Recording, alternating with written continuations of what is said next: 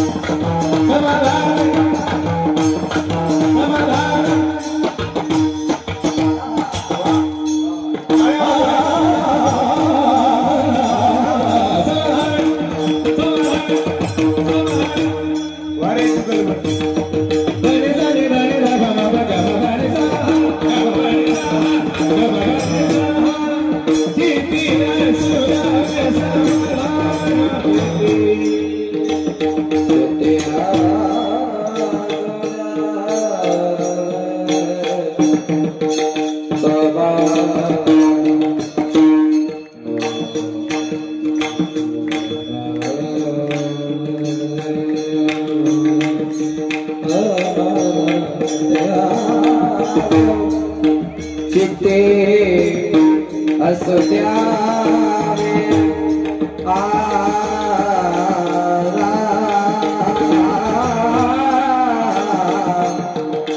चित्ते समा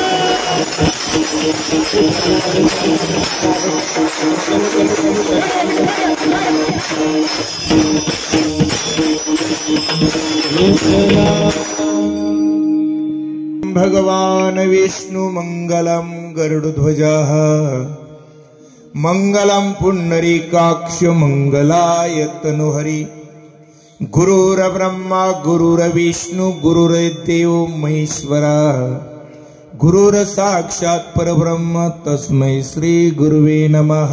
पांडुरंगाकार प्रथम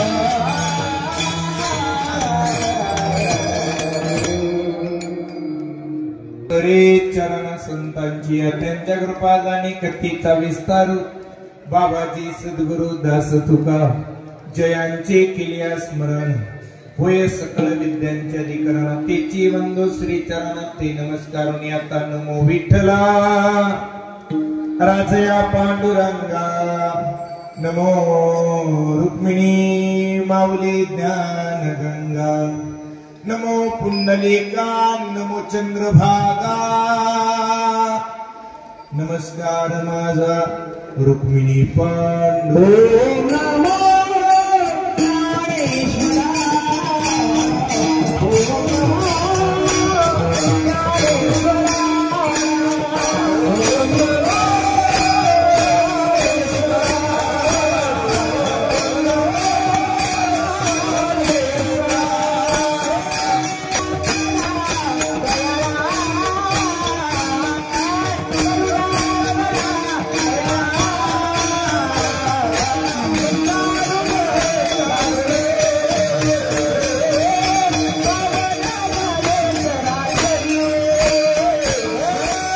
करुणा करा दयाळा तुमचा अनुग्रह लादलो पावन झालो चराचरी मस्तक हे पायावरी या वारकरी संतांच्या सेवे लागे सेवक झालो तुमच्या लागो निज चरणा अहो स्वामी तुकया देवा यावरी न करावा अवेरू आता अभिनव वागविलासिनी ते चातुर्यार्थ कला कामिनी ते शारदा विश्वमोहिनी नमस्कारिले मी तुम्ही संत माझी आकडा कराल दिटीचा बहुडा तरी तो माने एवढा होईल मी पुण्य श्लोकीचा पुण्यनगरीचा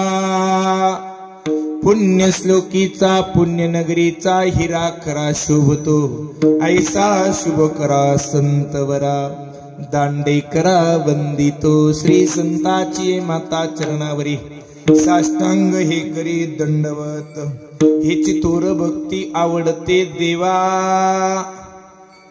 हेची थोर भक्ती आवडते देवा संकल्पावी माया संसाराची ठेविले अनंते तेशी चिरावे चित्ती असू द्यावे समाधान माय बाप प्रस्तुत प्राप्त प्रसंगी कीर्तन रूपी सेवेसाठी निवडलेला अभंग जगद्गुरु तुकोबारायांचा आहे अभंग 4 चरणांचा आहे अभंग सर्वांच्या पाठातला आहे आणि भक्ती या विषयावरती बोलायचे आज आपल्याला आणि 4 चरणांचा अभंग आहे जगद्गुरु तुकोबारायांच्या गाथ्याचा ज्यावेळेस अभ्यास केला त्या जगद्गुरु तुकोबारायांच्या गाथ्यामध्ये काही महत्वाची प्रकरणं तुम्हाला मला अभ्यासायला मिळाली वासुदेव प्रकरणे पांगुळा प्रकरणे एकविधाभंग प्रकरणे नाटाचा अभंग प्रकरणे प्रासंगिक अभंग प्रकरणे संतपराभंग प्रकरणे स्थितीपराभंग प्रकरणे उपदेशपराभंग प्रकरणे नामपराभंग प्रकरणे मागणीपराभंग प्रकरणे बालक्रीडेचा अभंग प्रकरणे कालेचा अभंग प्रकरणे ही तुकोबारायांच्या गाथ्यातली महत्वाची प्रकरणं आज मात्र सुंदर शब्द वापरला हेची थोर भक्ती आवडते देवा ऐका ना महाराज अभंग घेण्याचं कारणच एक आहे आज समारोपाचं कीर्तन असताना देवाला तुमच्या माझी 22 दिवसाच्या वारीतली सगळ्यांची भक्ती देवाला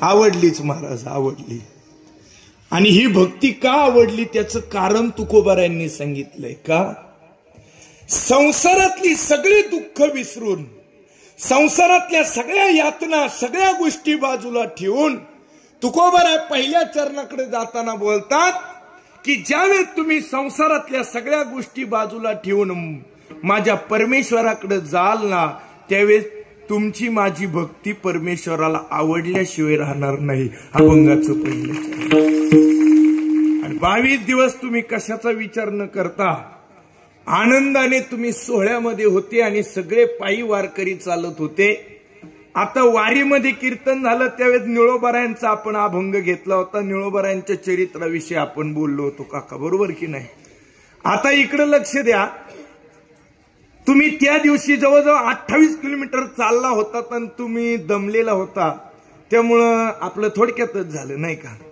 आज काय तुम्ही दमून वगैरे आलेला नाही डायरेक्ट गाडीने आलात बरोबर की नाही हा मग त्याच्यामुळे आजच्या कीर्तनात आणि त्या दिवशीच्या कीर्तनात थोडासा फरक आहे कीर्तन चालू असताना एक 4 नियम आहेत विठ्ठल विठ्ठल भजन झालं महाराज मंडळी गायनासाठी गोड आहेत त्यांचं गायन सुरू झालं का टाळी वाजवायला मला पुन्हा पुन्हा सांगायला लावायचं नाही दुसरा नियम महत्वाचा कीर्तन चालू असताना एखादा मुद्दा जर तुम्हाला पटला जोरात टाळी वाजून दिली तर वक्त्याला ऊर्जा येत असते कीर्तनातला तिसरा महत्वाचा मुद्दा कीर्तनात कोणी बोलू नका आणि इकडे कोणी फिरकायचा प्रयत्न करू नका आहे तिथं जागा आहे तिथं बसून घ्या आता इकडे कोणी टाळकऱ्यांकडे पकवाद्यांकडे आमच्या चौकदारांकडे येऊ नका आणि चौथी महत्वाची गोष्ट आहे कीर्तन चालू असताना माझ्याकडे पाहताना कोणी टेन्शन मध्ये चेहरा पाडून रागात माझ्याकडे कोणी पाहायचं संस्थांनी जेवढा वेळ दिलाय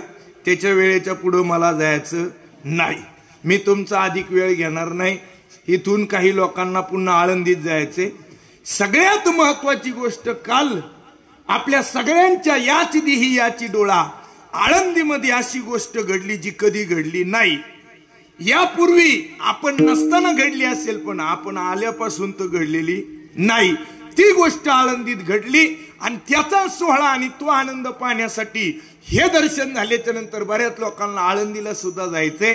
मी तुमचा अधिक वेळ घेणार नाही, पण तुम्ही केलेली भक्ती आणि संसारावरती 20-22 दिवस तुळशीपत्र ठेवून तुम्ही देवाकडे गेलात, ती भक्ती तुकोबारांना अभिप्रेत होती, ती भक्ती देवाला अभिप्रेत होती. म्हणून पहिल्या चरणामध्ये ती गोष्ट सांगितली. आता दुसऱ्या चरणात ठेविले अनंते तैशीची राहावे. हा सुंदर आहे बरं का महाराज, सुंदर आहे. कीर्तनाला अभंग घेतला होता आणि घेतल्याच्या नंतर हे प्रमाण वापरलं, ठेविले अनंते तैशीची राहावे.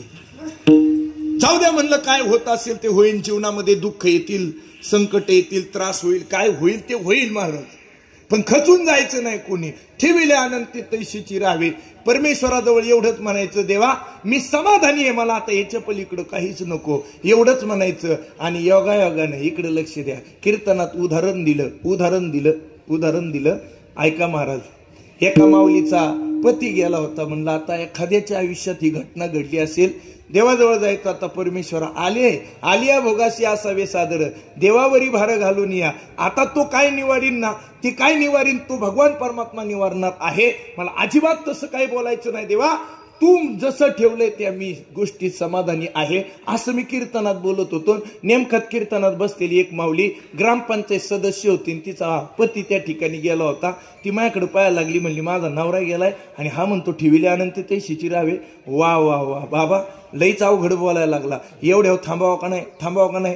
मोकारवा खरीत कांदे भरले होते लोकांनी, बाजारच वाढा नाही. काय टेन्शन मध्ये वारीवरून आल्यापासून वाट पाहत्यात.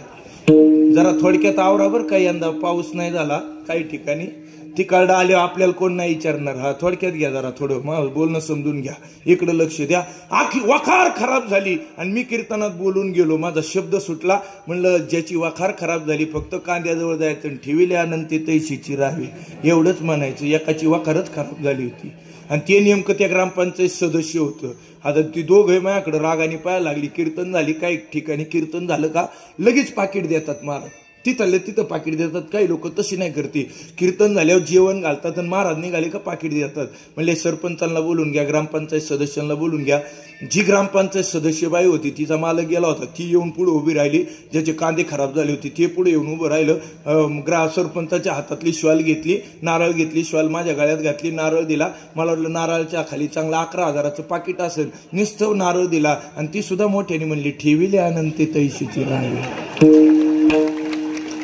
बिना पाकिटाचं आलो बा तिथून, बिना पाकिट. तेव्हापासून खोड मोडली. आता मी हा अभंग फक्त कुठं घेतो माहिती का, जिथं आपल्याला नारळाची सुद्धा अपेक्षा नाही तिथंच घेतो महाराज. तुम्ही वाजवान टाळ्या, तुम्हाला लय आनंद झाला असेल. महाराजाला मिळालं नाही म्हणल्यावर तुम्हाला आनंद झाला असेल. चांगल्या मुद्द्याला टाळ्या वाजितोय. वा वा वा, चांगली खोड मोडा आमची. हा इकडे लक्ष द्या. आनंद झाला. आम्ही देवा तू सांगल तसं आणि तू ठेवील तसं आम्ही राहू आणि त्याच्यामध्ये आम्ही समाधान मानू. काही अडचण नाही देवा. किती संसारातल्या प्रपंचाच्या यातना भोगायला लागल्या तरी संत कबीर महाराजांचं आम्हाला प्रमाण आठवतंय. देखे सो दुखिया बाबा सुखिया कोई नाही आहे, राजा दुखिया प्रजा दुखिया, दुखिया सो बैरागी. या जगाच्या पाठीवरती सगळी माणसं दुःखीच आहे, पण त्या दुःखातून आत्यंतिक दुःखाची निवृत्ती आणि परमानंदाची प्राप्ती करून घ्यायची असेल तर तुकोबाराय म्हणतात, आपुला तो एक देव करून घ्यावा, तेने विना जीवा सुख नव्हे. हा इकडे लक्ष द्या. थोडं बोलत जायचं. सगळे आपण वारकरी आहे, पाठातले वारकरी आहे, सगळ्यांना सगळं पाठ आहे, त्यामुळे थोडं बोलत जायचं. मानाविना हलवायच्या. मीच प्रश्न विचारीन, मीच उत्तर देईन, फक्त तुम्ही थोडस रिप्लाय देत चला, मी मला बोलायला जरा ताकद येईन. हा इकडे लक्ष द्या. मी या मुद्द्यापर्यंत आलो. म्हणून शेवटच्या चरणामध्ये तुकोबाराया बोलत असताना आता सगळा भार देवा आम्ही तुझ्यावरती घातलाय. जे काय घडन ते फक्त तुझ्या कृपेनं घडन, आमचं काही नाही. आम्ही फक्त प्रयत्न करणारे आहे आणि असाच प्रयत्न आम्ही आमच्या आयुष्यात करत राहू. हा सरळ अभंगाचा भावार्थ. गोड असे सगळे चोपदार, सगळे विनेकरी आणि माझ्या माता भगिनी तुळशी वृंदावन डोक्यावरती घेऊन सगळे वारकरी पंढरीच्या दिशेनं चालत चाललेले होते. आणि त्या वारकऱ्यांचा आणि त्या निळोबारायांच्या सोहळ्याचा सांगता समारंभ अर्थात समारोप समारंभ या कार्यक्रमाच्या निमित्तानं संस्थांनी कीर्तनाच्या निमित्तानं माझी निवड त्या ठिकाणी केली. मी संस्थांचे अध्यक्ष आदरणीय सावंत साहेब, आमचे काका गोपाळ काका आणि त्यांची सगळी कमिटी, आता मला त्यांची कोणाची नाव माहीत नाही, मी त्यांना मनापासून धन्यवाद. कीर्तनाच्या निमित्तानं सर्वात जास्त उपस्थिती आहे ती म्हणजे माता भगिनींना तुमचे तुम्हा सर्वांना धन्यवाद. कीर्तनाला सुरुवात.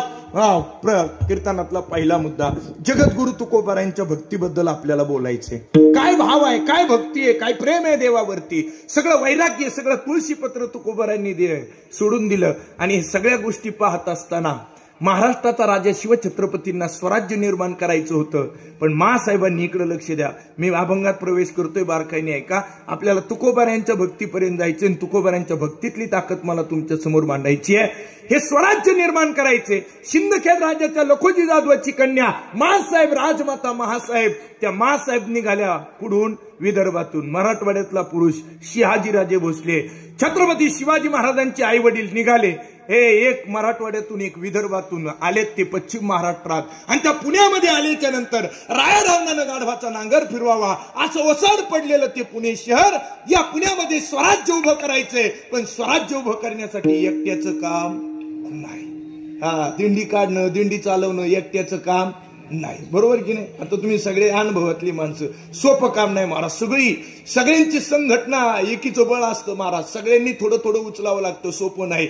तसं स्वराज्य उभं करायचं होतं. मासाहेबांनी छत्रपती शिवाजी महाराज गर्भामध्ये असताना त्याच पुण्यातून आवाज दिला होता, अरे या मावळ्यांनो या. ऐका बरं का, मला दृष्टांताकडे जायचंय. तुकोबाराया सांगताना आधी छत्रपती सांगावे लागणार आहेत, 1 मिनिट का होईना. त्याचं कारण तुम्हाला सांगतो, नीट ऐका. मासाहेबांच्या गर्भामध्ये छत्रपती शिवाजी महाराज वाढत असताना या जगाला आवाज दिला, अरे मावळ्यांनो या, सह्याद्रीच्या दऱ्याखोऱ्यांमधनं इथपर्यंत येऊन पोचा. छत्रपती शिवाजी महाराजांच्या मासाहेबांनी आवाज दिल्याच्या नंतर एक एक मावळा उभा राहिला आणि स्वराज्य नावाची एक पहिली सहकारी संस्था मासाहेबांनी याच महाराष्ट्रात उभी केली. महाराज, स्वराज्य नावाची संस्था. आता या ज्या सहकारी संस्था आहे ना, हे सहकार उभं केलंय माझ्या तुकोबारायांनी. एकमेका सहाय्य करू अवघे धरू सुपंत, ही सहकार्याची भूमिका तुकोबारायांची. आणि त्यांचाच आदर्श घेऊन निळोबारायांनी ते पुढे चालवलं. सहकाराची स्थापना तिथनं झाली. हे स्वराज्य उभं राहत असताना ते पुण्यातल्या सगळ्या गोष्टी काढून टाकल्या ना. आता इथं उभं राहिली ती शेती. शेती कसली गेली? फार सुंदर शेती उभी राहिली. आणि जगद्गुरु तुकोबारायांचा, छत्रपतींचा काळ हा समकालीन काळ.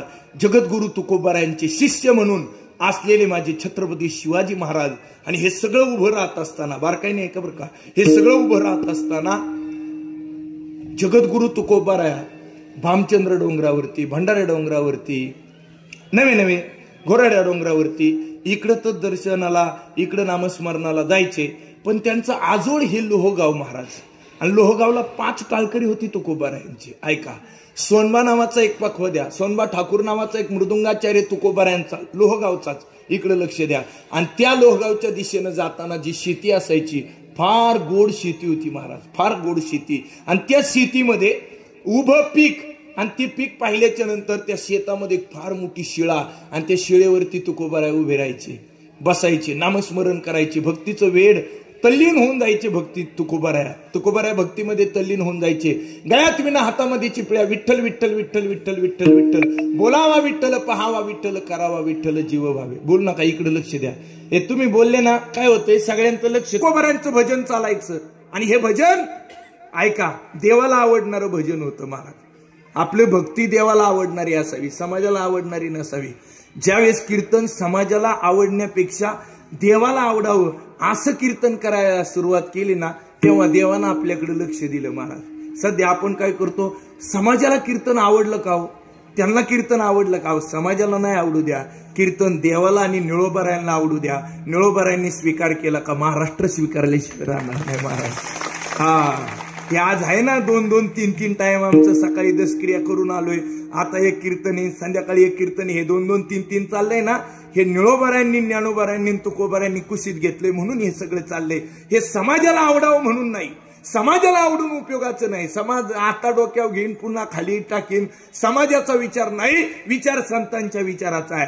शिळेवरती बसल्याच्या नंतर भजन सुरू झालं. शेतकरी यायचा. ऐका, शेतकऱ्याला तुकोबारायांचं लय कौतुक वाटायचं. ते गळ्यात विना, बाराबंदी, गुडघे इतकं धोतर, हातामध्ये चिपळ्या, आणि माझ्या शेतात कोणीतरी भजन करते. हा साधू सामान्य नाही, पण शेतकरी बोलून गेला, महाराज महाराज इकडे लक्ष द्या, महाराज महाराज एक काम करा ना आता. म्हणे काय काय नाही, तुम्ही आता एक काम करा, शेतीचं राखण घ्या. ज्वारीचं पीक काढलंय आणि ज्वारीचं पीक आलंय, तुम्ही शेतीचं राखण घ्या. तुकोबाराय म्हणले आता देताय तुम्ही राखण तर द्या. आणि ठरलं काय ठरलं? शेतकरी म्हणतो तुकोबा, तुम्ही जर माझ्या शेतीचं ज्वारीचं राखण केलं, पाखरांपासून राखण केलं, तर तुम्हाला 2 खंड्या धान्य दिलं जाईल. किती धान्य? 2 खंड्या. ऐका बरं का जाणकार मंडळी, ऐका, 2 खंड्या धान्य दिलं जाईल. आता तुकोबाराय म्हणले चालेल ना, तर तुम्ही देताय, काय हरकत नाही, मी राखण करतो. आता पूर्वी ज्वारीचं राखण करण्यासाठी हातात गोफण असायची, आठवतात का तुम्हाला? थोड्या मानाबिना आलो ना तुम्ही, जर राखणाला जातो ते नाही, हा गोफण असायची महाराज, गोफण. एकदा गोफण फिरवली आखी पाखरं उठून जायची. काय सांगू तुम्हाला, शिळेवरती तुकोबाराय उभे राहिले आणि सगळी पाखरची पाखरं दिसायला लागली. दृष्टांत नीट आहे का माता भगिनींनो? आता ज्वारीमध्ये दाणे भरल्याच्या नंतर सगळी पाखरं त्या ज्वारीच्या दिशेनं फिरकू लागली. तुकोबारायांनी गळ्यात विना हातात चिपळ्या आणि गोफण फिरून दगड मारावं का नाही? तुकोबारायांनी हात वर केल्या आणि चिपळ्या वाजवायला सुरुवात केली. पाखरांनो, चला चला चला चला, काही ह्या शेतात जा, काही त्या शेतात जा, काही त्या शेतात जा, उपाशी कोणी जाऊ. काय जस काय तुकोबारायांचीच पंगत होती. तुकोबाराय आत्मविश्वासाने बोलायला लागले, काय आनंद. पाखरू म्हणले, असा बुवा आम्ही आयुष्यात पाहिलं नाही, बिना पाकिटाचं कीर्तन करतोय. वा वा वा, काय त्या आनंदाला पारावारा नाही. बरं बाबा, फुकाट खायचं म्हणलं एकटा गडी नाही येत. नाही नाही नाही नाही, फुकाट खायचा एकटा गडी येत नाही. आता आपण सगळे वारकरी मंडळी आहे, पण काय काय तुम्हाला सांगू का, वारीवरून आल्या तसं निसतो काहींच तोंडवडी आलंय. आता जे डुप्लिकेट वारकरी आहेत ना, ते फक्त वारीत आनंद घ्यायला मजा आणायला येतात ना. जे खाणारे आहेत ना, ते म्हणले 24 तारखेच्या पुढं पुन्हा 2-4 महिना आम्हाला काय कळलं ना. हा, ज्याला कळलं ते जेवल्याशिवाय जाऊ नका फक्त. हा इकडे लक्ष द्या. काय सांगू तुम्हाला, ती तुकोबारायांची भक्तीतली ताकद. सगळ्या पाखरांना बोलून घेतलं. पाखरं एकटी नाही आली, कोणी भावकी बोलावली, कोणी गावकी बोलावली, कोणी पाहुणे रावळे घेऊन आले. मस्त सगळ्यांचं जेवण झालं बघा. अशी पाखरांनी पार कणसाव दाना ठेवला नाही. शेतकरी आला म्हणला, तुकोबा आपल्या कणसाला काय अडचण झाली का? नेमकी ज्वारीत काही बियामध्ये प्रॉब्लेम होता? म्हणे काय, हे काही दाना दिसत नाही. तुकोबाराय म्हणले, पाहिलं नाही काही कोणी? म्हणजे पाखरं खातात तरी तुम्ही त्यांना गोफण फिरवत नाही, दगड मारत नाही, आवाज देत नाही. तुकोबाराय म्हणले, आता आपल्याशिवाय तरी त्यांना कोण आहे? शेतकरी म्हणला, माझ्या ज्वारी आलं, माझ्यावरच आलं काय सगळं, का दुसरं शेतच नव्हतं का? आपल्याशिवाय कोण आहे? वा वा वा वा, असावा खानदार असावा गडे. हा, इकडे लक्ष द्या महाराज, इकडे लक्ष द्या. काय सांगू, तुकोबारायांच्या मनात अंतकरणामध्ये भाव जागृत झाला आणि पाखरांकडे पाहिलं. पाखरांना सांगितलं, तुम्ही काळजी करू नका, मी तोपर्यंत कोणी उपवासी जायचं नाही. महाराज, राग आला, राग. ऐका, राग आला कोणाचा? इकडे लक्ष द्या. कोणाचा राग आला? तर तुकोबांचा राग आला. आणि तुकोबारायांना आता देहूच्या पंचांसमोर उभं करायचं. हा, देहूच्या पंचांसमोर उभं करायचं. यांची शिक्षा झाली पाहिजे. तुकोबांनी चूक केली. तुकोबा चला. शेतकरी पुढं आणि तुकोबाराय पाठीमागे, शेतकरी पुढं, तुकोबाराय पाठीमागे. पाहता पाहता देहूत पोहोचले. पंच बोलवले, पंचांची कमिटी ठरली. एका बाजूला पुरुष मंडळी इकडे लक्ष, एका बाजूला चाहते, एका बाजूला विरोधक. अशा वेळेस मजा पाहायला लय लोक राहतात महाराज. अशी उंच टाचा करू करू पाहत होती तुकोबाला काय शिक्षा होती, तुकोबाला काय शिक्षा होती, तुकोबाला काय शिक्षा होती. महाराज, आता शिक्षा काय द्यायची तुकोबांना? पंचांनी सांगितलं, तुकोबा 2 खंड्या धान्य द्यायचं तुम्हाला ठरलं होतं का? तुकोबाराय म्हणले, ठरलं होतं. पूर्वी लोक खरं बोलायची महाराज. तुकोबारायांनी सुद्धा एक प्रमाण दिलं, सत्य बोले मुखे दुखवे अनेकांच्या दुखे. कोणाचं अंतकरण दुखेल असं अजिबात बोलू नका. सत्य बोलायला शिका. ऐका ना महाराज, सत्य बोलायला शिका. आनंद आनंद आनंद. सत्य बोलत होते तुकोबाराया आणि सत्य बोलता बोलता सांगून गेले, 2 खंड्या धान्य द्यायचं होतं आणि ते 2 खंड्या धान्य मला देणार होते. पाखरं आली, त्यांना ते खाऊ घातलं. आता काय करायचं? पंचांचा निर्णय अंतिम राहील. पुरुष मंडळी, माता भगिनींनो, पंचांचा निर्णय अंतिम राहील. पंचांनी निर्णय दिला, तुकोबा तुमच्या चुकीची शिक्षा तुम्हाला, दृष्टांत नीट आहे का, तुमच्या चुकीची शिक्षा तुम्हाला काय शिक्षा, आता शेतकऱ्याला तुम्ही 2 खंड्या धान्य द्यायचं. पूर्वी मापनाची पद्धत होती बरं का, आता आपण मेंढ्या 2 खंड्या म्हणतो, बरोबर ना, मेंढ्याला खंड्या म्हणतो, तेव्हा धान्याला खंड्या म्हणायचे. महाराज 2 खंड्या धान्य द्यायचं तुकोबारायांनी. अख्खं गाव हसत होतं महाराज, अख्खं गाव हसत होतं. ज्या ज्यावेळेस तुकोबारायांवरती प्रसंग आला ना, त्यावेळेस गावातली तुकोबारायांची जे विरोधक होते ना, त्यावेळेस हसतच होते महाराज. कोपला पाटील गावीची ही लोक, आता मज भिक कोण घाली. गावचा पाटील कोपला होता, तुकोबारायांच्या प्रपंचाची राखरांगोळी झाली होती. तुळशीपत्र तुकोबारायांनी प्रपंचावरती ठेवलं होतं, पण माग हटले नाहीत. आता 2 खंड्या शेतकऱ्याला धान्य द्यायचंय ना, तुकोबाराय म्हणले एक काम करा, तुम्ही माझ्या बरोबर चला, तुम्हाला धान्य देतो. आता गाव म्हणले यांनी तुळशीपत्र ठेवले प्रपंचावरती, हा 2 खंड्या धान्य द्यायचं एवढं सोपं आहे का, हा कशाला गप्पा मारतोय, चला याच्या पाठीमागे याची मजा पाहायला जाऊ. लोक मजा पाहणारी लय राहतात बरं का महाराज, आपले दिवस फिरल्यावर मजा पाहणारी लय लोक राहतात, म्हणून लक्षात ठेवायचं. दिवस चांगले तोपर्यंत सगळी जवळ येणार आहेत, एकदा दिवस बदलले ना लोक आपली मजा पाहायला तयार होणार आहेत. पुढं दृष्टांत नीट आहे का, ज्या शेतात पाखरांनी धान्य खाल्लं होतं त्या शेतामध्ये शिळेवरती तुकोबाराय उभे आहेत, आणि शिळेवरती तुकोबाराय उभे असताना मुखातून भजन तुकोबारायांचं चाललंय.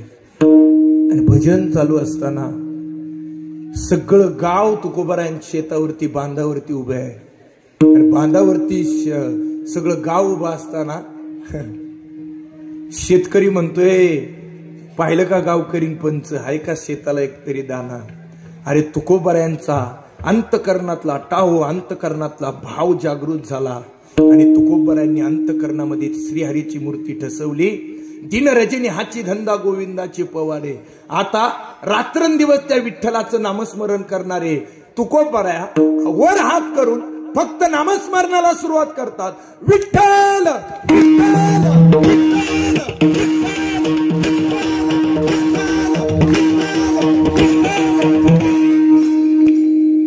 हे तुकोबारायांचं नामस्मरण देवापर्यंत जात होतं.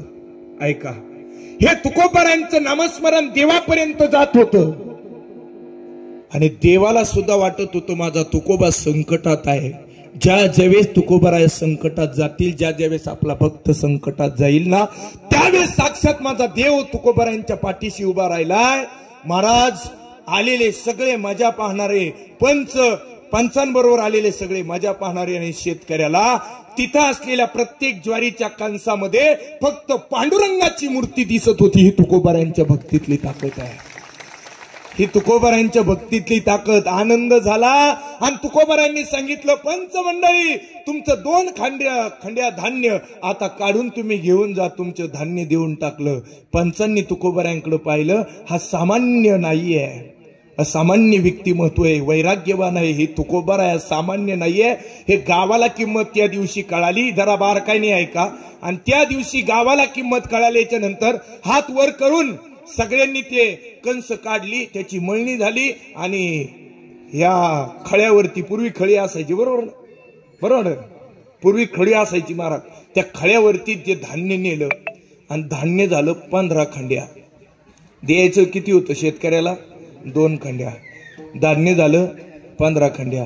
आता राहिले किती शेतकऱ्याची देऊन? 13 खंड्या. तुकोबारायांना म्हणले हे उचला आणि घेऊन जा. तुकोबाराय म्हणले आमच्या आयुष्यामध्ये देवा ज्यावेळेस प्रसन्न झाला ना, त्यावेळेस फक्त आम्ही देवाजवळ एकच गोष्ट मागितली होती. तुकोबारायांनी काय मागितलं देवाजवळ? संत संग दी सदा. याच्या पलीकडे देवा आम्हाला काहीच नको. देव म्हणत होते ना, न लगे मुक्ती आणि संपदा. ए दे तुकोबा, तुम्ही प्रापंचिक संत आहे, तुम्ही मुक्ती मागा, प्रपंचासाठी संपत्ती मागा, आध्यात्मिक दृष्ट्या मुक्ती मागा. तुकोबारायांनी त्यावेळेस संत संगती मागितली, तर 13 खंड्यासाठी तुकोबाराया देवाकडे काही मागतील का? हात वर केले, गावकऱ्यांना सांगितलं यातला एकही शीत मला नकोय. याचं काय करायचं? शेजारी असलेल्या पुणे मार्केटला निहून विका. हा मग येणाऱ्या पैशाचं काय करायचं? हात वर केले, आणि तुकोबारायांनी या जगाला सांगितलं येणाऱ्या पैशातून फक्त आणि फक्त एक काम करायचं. आज तुम्ही गेल्याच्या नंतर, देहूला गेल्याच्या नंतर जे पांडुरंगाचं मंदिर पाहतायत ना, ते 13 खंडेच्या पैशातून आलेलं ते पांडुरंगाचं मंदिर तुकोबारायांनी उभं केलं. ही तुकोबारायांची भक्तीतली ताकद आहे. हे मी सांगत नाही, हीच भक्ती तुकोबाराय म्हणतात. कोणाला आवडली? अभंगाचं पहिलं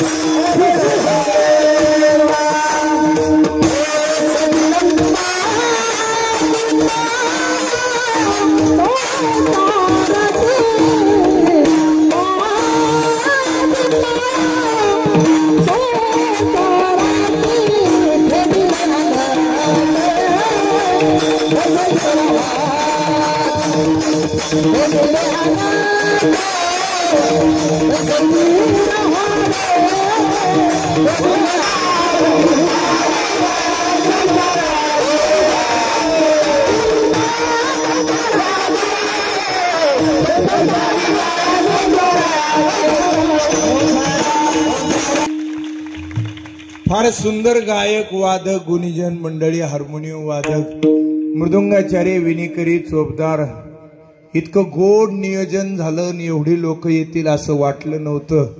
पण इथं बसायला जागा राहिली नाही. सगळ्या वारकऱ्यांच्या चरणावरती नवनाथ महाराज माशेऱ्यांचं दंडवत. ही ताकद फक्त निळोबारायांची आहे. इकडे लक्ष द्या.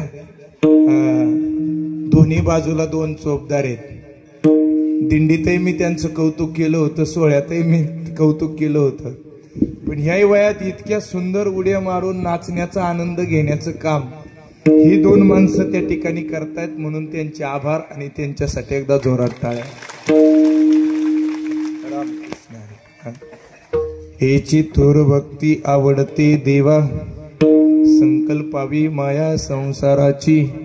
हे संसारातलं सगळं दुःख बाजूला ठेवलं आणि तुकोबाराय म्हणतात माझा परमार्थ त्या दिशेने सुरू झाला. ज्या ज्या गोष्टीत ज्या ज्या वेळेस माझ्यावरती संकट आली, माझा देव माझ्या पाठीशी उभा राहिला. छोटी छोटी उदाहरणे घरी घेऊन जा. भगवान श्रीकृष्णाजवळ असलेली, मुखाजवळ असलेली गोड बासरी दिसली गोपिकांना. माता भगिनींनो, गोपिकांना बासरी दिसली. बासरी दिसल्याबरोबर गोपिका पळतच आल्या आणि गोपिका पळता पळता त्या बासरीकडे पाहिले. ए बासरे, काय झालं? रात्रंदिवस कृष्णाची भक्ती आम्ही करतो. रात्रंदिवस कोण म्हणते? गोपिका म्हणतात. आणि त्या कृष्णाने अगं तुला जवळ घेतलं. ऐका ना, बासरी म्हणते बरोबर आहे. भक्ती तुम्ही करताय आणि कृष्णाने मला जवळ घेतलं हे बरोबर आहे. पण खरं सांगू का, माझ्यापेक्षा तुमची भक्ती श्रेष्ठ आहे हे मला मान्यच आहे. पण मला कृष्णाने जवळ का घेतलं माहितीये तुम्हाला? गोपिका म्हणतात काय तुझ्यामध्ये? बासरी म्हणते माझ्यात काय आहे ते तुम्हाला सांगते. बासरीनं 3 उत्तर दिली गोपिकांना. पहिलं उत्तर ऐका.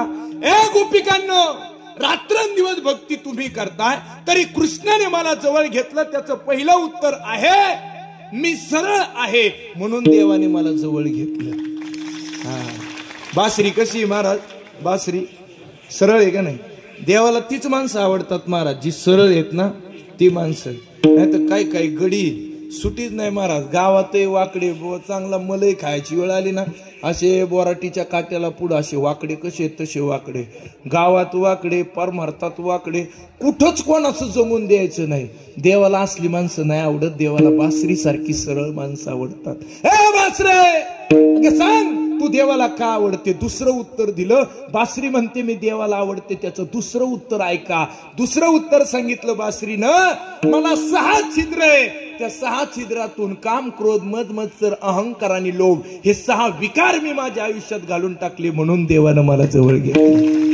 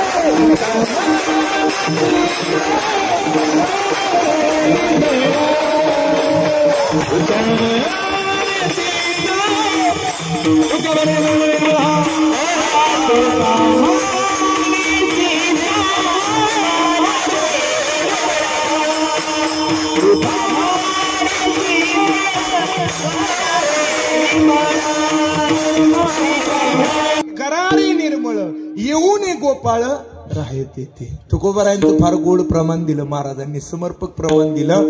या अंतकरणातले 6 विकार निघून गेले म्हणून कृष्णाने मला जवळ घेतलं. आणि तिसरं उत्तर दिलंय, पुरुष मंडळी इकडे लक्ष द्या. तिसरं उत्तर दिलं, गोपिकांनो खरं सांगू का, माझ्यापेक्षा तुमची लय श्रेष्ठ भक्ती आहे तरी कृष्णाने मला जवळ घेतलं. त्याचं तिसरं उत्तर आहे, मी वाजतच नाही, मला वाजवणारा कृष्ण आहे. तसे आपण चाललो ना दिंडीमध्ये, चालणारे आपण नाही, चालवणारे निळोपर आहे आपल्या पाठीशी आहे म्हणून आपण चालतो. लक्षात ठेवा. आणि हे आनंद झाला सगळ्या दिंडीतील लोकांना. आता मात्र तुकोबाराय म्हणतात, बाबा तुला ज्या पद्धतीत ठेवलंय तिथं आनंदाने राहा. समाज व्यवस्थेकडे पाहिलं आणि वारकरी संप्रदायामध्ये ज्ञानोबा, तुकोबा, चोकोबा, सौतोबा, निळोबा, भानोबा, कानोबा, एकोबा 18 पगड जातीचे 18 साधू संत तयार झाले. आणि त्यातली दक्षिण काशी, जी काशी तुम्हाला मला माहिती असताना तिला दक्षिण काशी असं म्हणतात हेच माहित नाही. आम्ही काशीला गेलो ना महाराज, कुठल्या काशीला गेलो? काशी विश्वेश्वराजवळ गेलो उत्तर प्रदेशामध्ये. बऱ्याच माता माऊल्या ट्रिपा घेऊन जातात काशीला, जातात की नाही? काशीला जातात, बरेच जण काशीला जातात. पण महाराष्ट्रातल्या काशीला जरा जायला शिका. महाराष्ट्रातली काशी म्हणजे दक्षिण काशी, तिचं नाव पैठण. पैठण ही दक्षिण काशी बर का बाबा, हे कळालं पाहिजे. एकनाथ महाराज ब्राह्मण कुळामध्ये जन्माला येऊन देखील समाजातल्या तळागाळातल्या लोकांना बरोबर घेऊन समाज व्यवस्थेतला पुढे नेणारे एक संत अवलिया म्हणून पैठणला जन्माला येतात. आणि जनार्दन स्वामींची कृपा त्यांच्यावरती होतीये. एक गोष्ट लक्षात ठेवा, 1200 एकर जमीन आहे एकनाथ महाराजांना. 1200 एकर, इतके श्रीमंत आहेत एकनाथ महाराज. आणि आयुष्यात कधीच कोणाला कमी समजायचं नाही बरं का महाराज. आणि त्यातली त्यात वारकऱ्याला तर कधीच कमी समजायचं नाही महाराज. वारकऱ्यांनी जर ठरवलं ना तर काय करू शकतो हे दिंडीत तुम्ही पाहिले. वारकऱ्यांनी ठरवलं पाहिजे बरं का. आणि वारकऱ्यांनी जर ठरवलं ना तर पुढचं काय करू शकतो, सरकार सुद्धा उलट पालट करू शकतो, एवढी ताकद वारकऱ्याची. त्यामुळे वारकऱ्याच्या नादी लागायचं नाही. ऐका वारकरी, हे इकडे लक्ष द्या. काय सांगू तुम्हाला, 1200 एकर जमीन असलेल्या एकनाथ महाराजांच्या घरी दररोज पुरणपोळीचा स्वयंपाक, दररोज पुरणपोळीचा. लोक यायची, जेवण करायची, निघून जायची. एवढं अन्नदान पांडवांच्या यज्ञात आणि पांडवांचा यज्ञ झाला का इकडे लक्ष द्या, पांडवांचा यज्ञ झाला का फक्त एकनाथ महाराजांच्याच घरी पुरणपोळीचा स्वयंपाक, काय बेत असायचा, काय जेवण असायचं आणि लोक यायची, 18 पगड जातीची 18 लोक इथं यायची आणि भोजन करायची, काय कोणाला अडवलं जात नव्हतं. या सगळ्यांनी या भोजन करा, अन्नदानाचा प्रसाद घ्या आणि पुरणपोळीचा स्वयंपाक असायचा. माता भगिनीनं पुरणपोळीचा. हा, मराठवाड्यात आजही जर आम्ही कीर्तनाला गेलो ना तर तिकडं लोक अजून, आता आपल्या भागात आल्यावर काही भागात पहिल्यांदा पाहुणे गेल्यावर मासवडीचं जेवण करतात, पण अजूनही मराठवाड्यात जर संभाजीनगर जिल्हा, नांदेड जिल्हा, परभणी जिल्हा, त्या जिल्ह्यात जर कीर्तनाला गेलं तर लोक पुरणपोळीचा स्वयंपाक करतात. बाबा करतात की नाही? पुरणपोळीचा स्वयंपाक करतात का? चांगल्या सुगरणीत महाराज त्यांना पुरणपोळी येते. परवा एका माऊलीला विचारलं म्हणून पुरणपोळी करायची, आखाड महिना आहे, मंगळवार आहे, देवीला पुरणपोळ्या करायच्या आहे का? शिवसाहेब आपल्या सोहळ्याच्या निमित्त ॲडिशनल शिवसाहेब गुंजाळ साहेब या ठिकाणी आमच्या वारकरी संप्रदायामध्ये निळोबारायांच्या सोहळ्यात ज्यावेळेस आपला प्रस्थान झालं तेव्हापासून आजपर्यंत प्रत्येक गोष्टीला त्यांनी फार मोठं सहकार्य केले. साहेबांसाठी एकदा जोरात टाळ्या वाजवा. आणि साहेबांचा संस्थांच्या वतीने या ठिकाणी सन्मान होतोय. मी आदरणीय गोपाळ काकांना विनंती करतो, चव्हाण साहेबांना विनंती करतो की आपण आपल्या शुभ हस्ते साहेबांचा सन्मान करायचा आहे. आयुक्त साहेबांचा त्यांना फोन आलाय, नाहीतर ते कीर्तनाला थांबणार होते. म्हणून मी आदरणीय ऐका, कोणती गोष्ट करत असताना 2 गोष्टीला बरोबर घ्यायची बरं का साहेब. एक भक्ती बरोबर असावी, हा, आणि दुसरी धर्मनीती. आता राजनीतीच्या बाबतीत तुम्ही प्रशासनाच्या बाजूने तुम्ही आमच्या बरोबर होता आणि भक्तीच्या बाबतीत आमच्या दिंड्या तुमच्या सोबत होत्या, पण अप्रतिम असं सहकार्य सोहळ्याला केलं. सोहळ्याच्या वतीनं मनापासून तुमचे आभार. आणि निळोबारायांच्या चरणी एवढीच प्रार्थना, तुमचं आरोग्य उत्तम राहावं आणि दीर्घ आयुष्य तुम्हाला मिळो, अशी सेवा पुढच्याही वर्षी होऊ द्या. बाकी काय अपेक्षा आहे? असं चला. अन्नदानाचा यज्ञ मानलाय, शेवटचा प्रसंग आहे, फार गोड प्रसंग आहे, कधी नाही ऐकलेला, बारकाईने ऐका. अन्नदान सुरू झालं त्या दिवशी त्या आखाड महिन्यातला मंगळवार स्वयंपाकाला बसली एक माऊली. आता तिच्या बिचारीचे काय आयुष्यात पोळ्याच केल्या नाहीत. ती म्हणली पोळ्या करत असताना पुरण वरून घालायचं आणि पीठ आतमध्ये घालायचं. म्हणलं ती पोळी नाही व्हायची, पोळा होईन पोळा. हा, लय अवघड आहे महाराज, इकडे लक्ष द्या. त्या मराठवाड्यात गेल्यावर एक लय गोष्ट चांगली आहे महाराज. महाराज आले ना घरी जेवायला का दक्षिणा द्यायची, जेवण द्यायचं आणि त्याच्यावर द्रव्यदान करायचं. दर्शन घ्यायला गेलं ना, ऐका, दर्शन घ्यायला जरी गेलं ना महाराज दर्शनाला, तरी 5-50 रुपये हातावरती टेकवल्याशिवाय राहत नाही. त्या दिवशी एक जोडपं मला नांदेडमध्ये भेटलं आणि दर्शनाला आलं. इकडे लक्ष द्या, माणसं काय कशी असतात पहा. दर्शनाला आलं, 200 रुपये माझ्या हातावर टेकवले. आता दक्षिणाला कोण नाही म्हणून होय, माझ्या सोडून तुम्ही तरी नाही म्हणसान का? मग खरं बोला ना जरा. माय आलो का लय हसायला सुरुवात करायची. हो आहे खरं. 200 रुपये दिले आणि 200 रुपये दिल्याच्या नंतर त्याने दर्शन घेतलं, त्याच्या पत्नीनं दर्शन घेतलं आणि हात वर केले. म्हणले महाराज ही आमची सौभाग्य होती. बरं म्हणलं, वा, आनंद, सुखी संसार तुमचा. सुखी संसार नाही, सांगा आमच्या माऊलीला 9वा महिना सुरू आहे, काय होईल? 200 रुपयात? अरे मी काय सोनोग्राफी मशीन आहे का काय होईल? बरं आता नाही सांगावं तर 200 मागं जातील. म्हणलं काळजी करू नका, निळोबारायांच्या कृपेने तुम्हाला मुलगा होईल, मुलगा. आता मुलगा म्हणल्यावर ते पुढचं निघालं. तो मला जर मुलगा नाही झाला तर मुलगी तर नक्कीच होईल. म्हणलं काळजीच कशाला करा. लोक सोपी नाहीत. म्हातारीनं पिशी चाच पडली ना, अशी खाली केली, 20 रुपयाची नोट खाली पडली, 20 रुपयाची नोट घेतली. म्हणली महाराज तुम्हाला जरा लांबून आलेत तुम्ही. म्हणलं नका आजीबाई, तुमचं वय झाले, तुम्हालाच राहू द्या. म्हणली कुठंच चाला नाही म्हणून तुम्हाला दिली. वा, अशा तुटक्याच देत जा आम्हाला. नोटबंदी झाली. बंदी झाल्याच्या नंतर बऱ्याच वर्ष लोक पाकिटात गपचीप 1000-500च्या मध्ये भरून द्यायची. महाराज घे, तुलाच राहून द्या. आता कुठं बदलायच मिळालं नाही माझ्याकडे, लई तशा पडून येत. फक्त ईडीला सांगू नका. हा चला इकडे लक्ष द्या. एकनाथ महाराज ऐका, एकनाथ महाराजांच्या वाड्यात पुरणपोळीचा स्वयंपाक आणि एवढं अन्नदान, एवढं अन्नदान, एवढं अन्नदान. पण त्या अन्नदानामुळे एकनाथ महाराजांवरती कर्ज झालं. कर्ज झालं 742 रुपये कर्ज झालं. आणि खतावण्या काढल्या आणि श्रीखंड्याने सांगितलं महाराज अन्नदान थांबवावं लागेल. ऐका बरं का, अन्नदान थांबवावं लागेल. आपल्यावरती कर्ज झाले, एवढा कर्जाचा डोंगर आपल्याला सहन होणार नाही. महाराज म्हणले 1200 एकरवरून मी 12 एकरावर आलो तरी चालेल, पण अन्नदान कधीच थांबणार नाही. हे असं मोकळं मन लागत अन्नदान.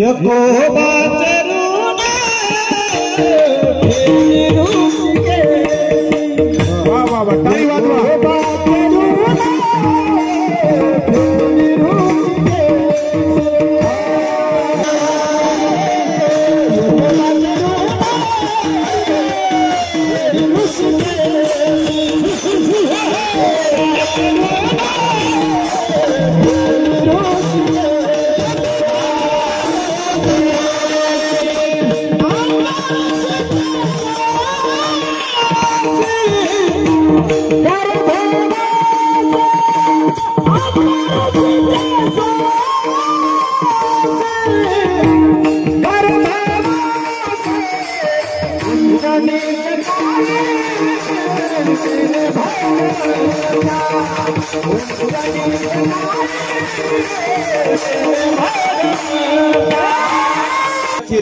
हा एकदा जोरात टाळ्या वाजवा. आपल्या राळेगणना सप्ताह चाललाय. तिथं सप्त्यात रात्री बाबांची भेट झाली. त्या सगळ्यांना म्हणलं आमच्या निळोबारायांचा सोहळा पाहायला या. ते मराठवाड्यातली मंडळी आहेत, पण ते एका शब्दात हा म्हणले. आले त्यांना धन्यवाद मनापासून. हा हा महाराज खरं सांगू का, मी आजपर्यंत ज्यांना म्हणलो ना की निळोबारायांना जायची, कोणी नाहीच म्हणत नाही हो. हा नाहीच म्हणत नाही. काय या भूमीमध्ये फार मोठी दैवी शक्ती महाराज, आणि ती एक चैतन्य आहे. आता वर्षभर तुम्हाला काहीच होणार नाही महाराज. तुम्ही वारी करून आलेत, काहीच होणार नाही. काय तीच करू नका महाराज. ऐका, लोक म्हणतात वारकरी संप्रदाय हा विज्ञानाला मानतो का? वारकरी संप्रदायाने जेवढं विज्ञान मानलं ते कोणालाच मानता आलं नाही. तुम्ही म्हणसान कसं काय महाराज? ऐका, व्यायाम करायला जर कोणी शिकवलं असेल तर पहिलं या संप्रदायानं व्यायाम करायला शिकवलं. आता डॉक्टर म्हणतात साखर वाढली, बीपी कमी झाला, तुम्ही आता काय करा, व्यायाम करा. हा व्यायाम जर कोणी शिकवला असेल या महाराष्ट्राला, तर या महाराष्ट्राला व्यायाम शिकवला वारकरी संप्रदायाने. 15 दिवस चालले हो, काय आजारी पडायचे कारण आहे वारकऱ्याला? इकडे लक्ष द्या. एवढं सुंदर एकोबा चेरून फेडी ऋषिकेशी. आता ऋषिकेश म्हणजे भगवान परमात्मा. कोणाचं ऋण ठेवत नाही. एका हाताने दिलं का हाताने पाठीमागं दिल्याशिवाय राहत नाही. अन्नदान सुरू झालं, खतावण्या काढल्या, 742 रुपये कर्ज झालं. शेवटचा प्रसंग आहे, 10-12 मिनिटात थांबणारे. थोडं बारकाईने इकडे लक्ष द्या महाराज. आनंद झाला. आणि एकनाथ महाराज म्हणले श्रीखंड हे सोपं आहे का? अन्नदान कुठं बंद करायचं असतं का? आता हे खतावण्या सगळ्या काढल्या आणि एवढं कर्ज झाले महाराज, फेडायचं कुठं? बरं हे दोघात बोलणं झालं होतं, पण भिंतीला कान असतात ना. भिंतीला कान असतात बरं का, लक्षात ठेवा. त्यामुळे बोलताना लय महत्वाचे विषय बोलताना थोडंसं एकांतात बोलत जा. आणि माईकवरती बोलत असताना किंवा समाजात बोलत असताना वाणी आणि पाणी जरा जपून वापरा. लक्षात ठेवा, पाणी आणि वाणी जर जपून वापरली तर काही अडचण येत नाही महाराज. हे कानाने ऐकलं कोणी आणि गावात जाऊन बाबा भाटाक्याला पैठणमध्ये एकनाथ बाबावरती कर्ज झालं. बरं आपला पाय गाळात शिरायला लागला ना, आपली उतरण सुरू झाली ना काका, की लोक आपल्याकडे चांगल्या भावनेनं साहेब पाहत नाहीत. लक्षात ठेवा, आपलं जोपर्यंत चांगलं आहे ना तोपर्यंत आपल्याला कोणी म्हणतंय. लक्षात ठेवा. आता आमची कीर्तनं दररोज स्टेटसला दिसतात ना, कोणी सहज म्हणतंय महाराज 10-5 लाख लागले तर घेऊन जा बरं का. कवा आता मला त्याला माहिती हे घेणार नाही आणि आपण काय देणार नाही म्हणाय काय हरकत आहे. आणि कोरोनाच्या काळात म्हणलं 20,000 रुपये दिले सगळं मागा, पण तेवढं नका मागू. त्याला माहिती नाही ते का काय नाही. आपल्याकडं काय असलं का लोक काही म्हणतात घेऊन जा, आणि नसलं का कोणी आपल्याला देत नाही. लक्षात ठेवा, अशी प्रसंग, अशी परिस्थिती एकनाथ महाराजांच्या जीवनात आली. आणि सावकार दारात आली, ज्याचं कर्ज आहे 500 रुपये. उठलाच नाही, म्हणलं मी उठूच शकत नाही, मला माहितीये आजच्या आज मला पैसे पाहिजे. एकनाथ महाराजांनी लोटांगण घातलं. सावकाराला म्हणले सावकार एक काम करा, सगळं मिळेल पण आज पैसे मिळू शकत नाही, द्यायलाच काही नाही, दुष्काळ पडलाय आणि जे धान्य झालंय ते धान्य गोदामाला आहे, अजून बाजारात विक्रीसाठी नाही का, बाजार भाव नाही त्याला. मग मी सगळं वाटून टाकीन, सगळं देऊन टाकीन आणि तुमचे पैसे देईन, मी तुमचा पैसा बुडवणार नाही. पण ऐकतो कोण? विश्वास कोण ठेवतो? आपले दिवस फिरले आपल्यावर कोण विश्वास ठेवत नाही बरं का. ते म्हणतात त्याची बाजू काय खरी नाही राहिली, त्याच्या बाजूने कोण बोलतही नाही आणि आपले काय खरं नाही. म्हणून एक गोष्ट लक्षात ठेवा. महाराज ऐका, मुद्द्याचं बोलायला लागलो. पुढचा विषय जरा नीट ऐका. एकनाथ महाराजांनी हे सगळं सांगितल्याच्या नंतर सावकार ऐकना, शेवटी एकनाथ महाराज म्हणले मी भानुदास महाराजांच्या कुळात जन्माला आलो. एकनाथ महाराजांचे आजोबा भानुदास महाराज, तिथनं परंपरा सुरू झाली. महाराज भानुदास महाराजांच्या कुळात जन्माला आलोय. भानुदासाची आण घेऊन सांगतो, तुमचा एक आना ना एक पैसा मी बुडवणार नाही. पण नाही, सावकाराने विश्वास ठेवला एकनाथ महाराजांच्या वचनावरती. हे आहे ना, हे पहिलं देऊन टाकायचं, मी तसा उठणार नाही. महाराज अधिकारवाणीनं तेव्हा लोक बोलायची. ज्यांनी पैसे दिलेत त्याच्या समोरून लोक जायला सुद्धा घाबरायचे. आता जर आपणच एखाद्याला पैसे उष्णे दिले ना, आपलेच पैसे आपल्याला मागताना भामट्यासारखे लाजाळूपणाने मागावं लागत. देतो का काय बाबा, देतो काय, मी अडचणीत दे बाबा, माझे पैसे दे, एवढी विनवणी करून मागावे लागतात. आणि आपल्यावर त्याचा रुबाब असतो. अरे एकनाथ महाराज म्हणले सगळं होईन पण आज काही देता येणार नाही. मग महाराज तुम्हाला दंड स्वीकारावा लागेल. दंड दिला सावकाराने, इकडे लक्ष द्या, दंड दिला सावकाराने. दंड होता जोपर्यंत माझे पैसे देत नाही तोपर्यंत तुम्ही अन्नाचा शीत सुद्धा खायचा नाही. बरं का बाबा, शीत सुद्धा खायचा नाही. गणेश महाराज ही अट घातली सावकाराने. अरे एकनाथ महाराज लाजले नाही, उलट हसले, रडले नाहीत, हसले आणि हात वर केला. म्हणे सावकार असा दंड तुम्ही दिलाय, मला आनंद झाला. सावकार म्हणले का आनंद झाला? इतक्या दिवस उपवास होईल आणि उपवासाचं व्रत काही सामान्य आहे का? वा, तुम्ही केलात म्हणून मी आता एका जागेवर बसणार. आणि हा काळ कधीचा आहे नीट आहे का? हा काळ आहे ज्ञानोबाऱ्यांची ज्ञानेश्वरीचं शुद्धीकरणाचा काळ आहे. मग ज्ञानोबाऱ्यांची ज्ञानेश्वरी काय अशुद्ध होती का? नाही, ती शुद्धच होती. पण ती ऐका, तिच्यामध्ये काही दुरुस्त्या होत्या, काही बदल करायचे होते ना. ज्ञानोबाऱ्यांनी एकनाथ महाराजांच्या स्वप्नामध्ये दृष्टांत दिला की तुम्हाला यावं लागेल आणि माझ्या ज्ञानेश्वरीचं शुद्धीकरण करावं लागेल. पहिला दृष्टांत. आणि दुसरा दृष्टांत दिला की पैठणचं एकदा काम झालं का अलंकापुरीला येऊन खाली उतरून समाधीला लागलेला, माझ्या कंठाला लागलेल्या अजान नावाच्या वृक्षाची मुळी काढावी लागेल. ही दोन कामं एकनाथ महाराजांकडे दिली. आणि हाच तो पर्व काळ.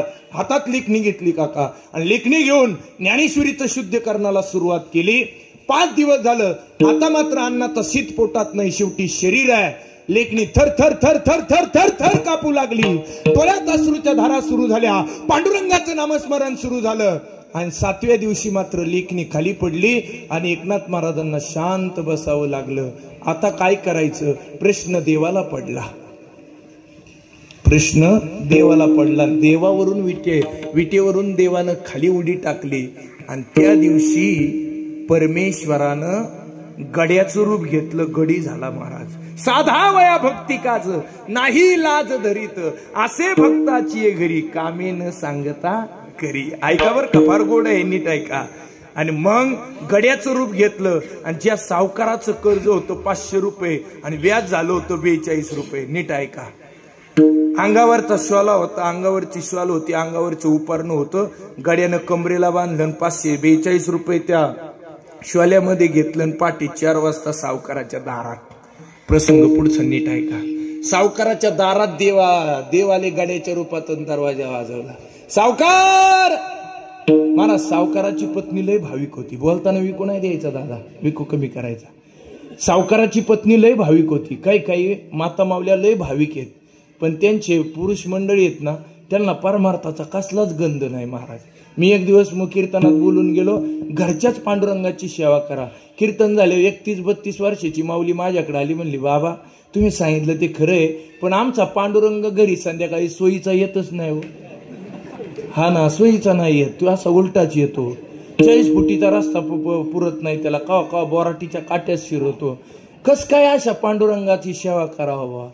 म्हणलं अशा पांडुरंगाला बोराटीची काठीतले काठी तसेच ठेवावं, मग त्या काठीने हाणावं. असा पांडुरंग सोयीचा नाही येत महाराज. आता तर म्हणले 2-4 दिवसच राहिलेत. ज्याला कळन त्याला आहे. चला हा चला इकडे लक्ष द्या महाराज, इकडे लक्ष द्या. काय सांगू तुम्हाला, त्या पांडुरंगाकडे पाहिलं. दरवाजा उघडला आणि काकडा आरती चालली होती सावकाराच्या घरात. सावकाराच्या घरात सुद्धा काकडा आरती चालती, पण भाविक माता माऊली तशी लागती. पुरुष मंडळी कशी असू द्या, फक्त तुमच्या हृदयात आहे ना फक्त देव पाहिजे. आणि तुम्ही प्रपंचाचा गाडा तुमच्या खांद्यावर व्यवस्थित घेतला पाहिजे. यांचं काही चालत नाही, मला माहिती आहे. हा काही चालत नाही. मी नेहमी सांगत असतो, कुकर बंद पडला, मिक्सर बंद पडला, फ्रीज बंद पडला, जे बायकोनी आरडावारडा सुरू केला, कीर्तनावरून घरी गेलेलो, 2-3 कीर्तनं केलेली, मोकार दमलेलो, जे बायकोचं तोंड सुरू झालं, म्हणले तुमचं तर प्रपंचाकडे काही लक्ष नाही, येऊन जाऊन तुम्हाला तो पखवाद आणि ते कीर्तन आणि तुम्हाला काही सुततच नाही आणि आवाज बदलू नका दादा, तुम्हाला काही सुततच नाही आणि सुततच नाही. म्हणलं सगळं चालू होईल, फक्त तो तोंड बंद ठेव. मिक्सरही चालू होईल आणि कुकरही चालू होईल, तोंडच बंद होत नाही. तर काय झाले काय कळतच नाही. इकडं लक्ष द्या. सावकाराच्या पत्नीचं नामस्मरण चाललंय, काकडा आरती चालली. उठा जागे वारे आता, स्मरण करा पंढरीनाथा. दिव्याची वात वाढवली आणि 2 मूर्त्या होत्या महाराज. इतक्या सुचिरभूत मूर्त्या होत्या, इतक्या गोड मूर्त्या होत्या. एक होती विठ्ठलाची आणि एक होती रुक्मिणीची. पाषाणाची मूर्ती होती, स्नान घालत होती, आरती चालली होती, आनंद झाला होता. सावकाराच्या हातात एक दिवा होता आणि सावकाराच्या पत्नीनं देवासमोर ठेवलेल्या दिव्याची वात वाढवली आणि पाठीमागं वळून पाहिलं. सावकाराने दारात कोण आले म्हणून त्या दिव्याची वात वाढवली आणि त्या दिव्याच्या प्रकाशात त्या सावकारा आलेल्या गड्याकडे पाहिलं. सावकार म्हणतो, कोण रे तू? 4 वाजले तर ह्यावेळेस काय यायचं कारण आहे आमच्या घरी? मी सावकार आहे, तुला माहित नाही का? म्हणे मी कशासाठी आलोय ते तर विचारा. कशासाठी? मी एकनाथांच्या वाड्यावरून आलोय, तुमचं कर्ज द्यायचंय. महाराजांना वेदना व्हायला लागल्यात, लेखनी थरथर कापायला लागली आणि तुमचं कर्ज देऊन टाकायचंय. आता पैशाला कोण नाही म्हणून होय. म्हणे काढा पैसे. बरोबर 542 रुपये बाहेर काढले. म्हणे किती? 542. पावती केली आणि पावती त्या ठिकाणी गड्याच्या हातात दिली. ऐका, तेवढ्यात पत्नी पळत आली. तिने त्या प्रकाशात पाहिलं होतं, हे कुठंतरी मी पाहिले. ते कोण होतं? ते पंढरीचं भूत होतं महाराज. हा, तो पंढरीचा चोर होता, ते सामान्य नव्हतं. ही सावकाराची पत्नी, ऐका, काकडा आरती करत असताना जी मूर्ती समोर ठेवत होती, 12 वर्ष झालं होतं तिच्या काकडा आरतीला. एक गोष्ट लक्षात ठेवा, 12 वर्ष जर एखाद्या मूर्तीची न चुकता नित्यनेमाने जर तुम्ही पूजा केली, हरिपाठात प्रमाणे नित्यनेमाने आम्ही ते प्राणी दुर्लभ, लक्ष्मी वल्लभ तयाजवळी, नित्यनेमाने जर तुम्ही ती पूजा केली ना, तर काय होईल माता भगिनींनो? काय होईल तर साक्षात भगवान परमात्मा 13व्या वर्षी पहिल्या दिवशी तुमच्याशी बोलल्याशिवाय राहणार नाही. एवढी ताकद तुमच्या भक्तीत आहे, एवढी ताकद तुमच्या भक्तीत आहे. पुढचं उदाहरण नीट ऐका. ती काय करायची? सावकाराच्या शेजारी उभी राहिली होती, सावकाराच्या हातात दिवा होता. त्या दिव्याच्या प्रकाशात त्या गड्याकडे पाहायची आणि मूर्तीकडे पाहायची, गड्याकडे पाहायची, मूर्तीकडे पाहायची, गड्याकडे पाहायची, मूर्तीकडे पाहायची आणि सावकाराला म्हणायची, हो मी यांना कुठंतरी पाहिले, हो यांना मी कुठंतरी पाहिले. पण ते सावकार कुठं ऐकून घेतो? हे काय झालं? हे एकनाथाच्या घरचा गडी आहे आणि तिथं वाड्यावर पाहिलं असेल, काम करताना नाही तर शेतावर पाहिलं असेल. हे लांबचे नाहीत, तुला माहित नाही का एकनाथांच्या घरचे गडी आहेत? म्हणले नाही नाही नाही, यांची माझी आजची ओळख नाही. ऐका बरं का, यांची माझी आजची ओळख नाही. हे सामान्य व्यक्तिमत्व नाही आहे. पण आता सावकार कुठं ऐकून घेतो का? आता नास्तिक लोक त्यांना किती सांगितलं ना देव आहे देव आहे, ते म्हणणार नाही नाही नाही, ते तसलं आम्हाला अजिबात पटतच नाही. हा, लक्षात ठेवा. काही नास्तिक विचाराची अधर्माने वागणारी लोक आहेत ना, त्यांना तुम्ही किती सांगितलं तरी ती त्यांच्याच मुद्द्यावरती ठाम राहायचं. पण लक्षात ठेवा, ते त्यांच्या मुद्द्यावर ठाम राहतात ना, तुम्ही मी सुद्धा आपल्या मुद्द्यावर ठाम राहिलं पाहिजे. लक्षात ठेवा, देव ही अंधश्रद्धेची गोष्ट नाही, देव ही श्रद्धा ठेवण्याची गोष्ट आहे. हा, म्हणून हे नास्तिक लोकांपासून बाजूला जायचं, त्यांच्या लय डोक्याला डोकं नाही लावायचं. ते असंच का तसंच का असंच का. कीर्तन झालं, एक जण मला इतका आडवा लागला, मला काय महाराज काय आहे तुमचं, एवढ्या उड्या मारता, ती कंबर कशाला बांधता? म्हणलं 2 फिटू नये म्हणून बांधतोय. हे खोटं. ऐका, कंबर मागण्याच्या पाठीमागचं कारण तुम्हाला मला माहितीये. यांना काय सांगायची गरज आहे? अजिबात नाही. लोकांना उत्तर देत बसू नका. ती नास्तिक आहेत ना, ती तुम्हाला फक्त नास्तिक करण्याचा प्रयत्न करणार आहे, ती आस्तिक होऊ शकत नाही. इकडे लक्ष द्या. सावकार ऐकाने शेवटी एक आटीवरती पत्नी शांत झाली. म्हणली सकाळी 9 वाजता आपल्याला एकनाथांच्या वाड्यात जायचंय आणि हा गडी आहे का तिथं पाहायचंय. हा, काकडा आरती संपली, सकाळ झाली, चहा पाणी झालं आणि दोघं पती पत्नी 9 वाजता निघाले. कोणाच्या वाड्यावर? बोला ना जरा, तुम्ही नाराज आहे का? जरा नाथ महाराजांच्या वाड्यावर. तुम्ही नाराज नाही माझ्यावर? हा, चाललंय व्यवस्थित चाललंय ना? थोड्या मिनिटावर राहिले, तुम्ही काळजी करू नका, लगेच थांबतो. हा, इकडे लक्ष द्या. महाराज आनंद झाला आणि दोघं पती पत्नी वाड्यात. महाराजांची लेखणी हळूहळू चालली होती, डोळे खोल गेले होते. बाबली, हा, डोळे खोल गेले होते महाराज. हा, मान खाली गेली होती. मुखातून नामस्मरण चाललं होतं, नामस्मरण चाललं होतं. हे खळदिशी डोळ्यात अश्रूची धार आली. दादा विकू नाही द्यायचा बाबा, विकू बंद कर माझ्या माईचा. पाहिलं कोणीतरी आलंय. सावकार येताना दिसला आणि दोन्ही डोळ्याच्या कडा पाणवल्या नाथ महाराजांच्या. दोन्ही डोळ्यातून अश्रू खाली आले. देवा 7 दिवस झालंय बिना अन्न पाण्याचं आहे. ज्ञानेश्वरीच्या शुद्धीकरणाचं काम चालू आहे. तू स्वतः साक्षात ज्ञानेश्वरी लिहिली ना परमेश्वरा, ती समोर ठेवून सांगतो, मला कोणाचा रुपया बुडवायचा नाही, मला कोणाचा आणा कोणाचा पैसा बुडवायचा नाही. डोळ्यातली अश्रू पुसता पुसता सावकाराकडे पाहिलं, हात जोडले. सावकार, एक आणा एक पैसा नाही बुडवला जाणार. मी पुन्हा पुन्हा तुम्हाला सांगतोय, मी भानुदासाच्या कुळात जन्माला आलोय. काय अपराध घडलाय माझ्याकडून? मी काय घरात पैसे खाल्ले नाही, केलंय तर त्या पैशाचं अन्नदान केलंय. ऐका, माझी विनंती आहे तुम्हाला. अजून माझ्याकडे पैसे जमा झाले नाहीत. सावकाराची पत्नी पाहायला लागली, अहो पैसे तर मिळालेत आम्हाला, असे काय बोलायला लागलेत महाराज? अजून आमच्याकडे पैसे जमा झाले नाहीत, पण तुमचा एक आणा एक पैसा नाही बुडवणार. विश्वास ठेवा, जनार्दन स्वामींची कृपा आहे माझ्यावरती. मी आजपर्यंत दिलेला शब्द मी नाही आयुष्यात कधीच कोणाचा मोडला. ऐका ना तुम्ही, विश्वास ठेवा या एकनाथावरती. एकनाथावरती विश्वास ठेवा. ठेवा. मान खाली घातली आणि सावकार बोलू लागले, महाराज तुमचा काहीतरी गैरसमज होतोय. काय झालं? पहाटेच्या वेळेस तुमच्या घरचा तुमच्या वाड्यावरचा गडी आला आणि व्याजासहित पैसे देऊन गेला. त्याच्याकडे पावती दिली. पहा बरं पावती का? वाऱ्याची झुळूक आली, ज्ञानेश्वरीचं पान फडफड फडफड फडफड करू लागलं आणि त्या ज्ञानेश्वरीच्या पानातून एक पावती उडाली. ती एकनाथ महाराजांच्या मांडीवरती येऊन पडली. पाहतो तर काय, सावकाराच्या हातानं लिहिलेले 542 रुपये पोच झाले. ती पावती हातात मिळाली. वाड्यावरच्या गड्याला बोलवलं, दोन्ही हाताने हात धरले आणि महाराजांना वाड्याच्या बाहेर आणलं. माती आहे वाड्याच्या बाहेर. त्या मातीकडे पाहिलं, प्रसंग जरा डोळ्यासमोर आला. असे अनेक प्रसंग संतांच्या जीवनात आलेत महाराज. पण खरं सांगू का, प्रत्येक वेळेस माझे संत धैर्यानं न डगबगता सातत्यानं भगवंताची भक्ती करून पुढे गेले. आणि त्याच वेळेस सावकाराची पत्नी बोलू लागली, महाराज अहो तो गडी लई वर्षाचा ओळखीचा वाटत होता. खरं सांगू का सावकार, माझ्या वाड्यावरून तुमचे पैसे द्यायला मी कोणाला पाठवलंच नाही. मग तो गडी पहाटे 4 वाजता काकडा आरतीच्या वेळेस आलाच कस काय?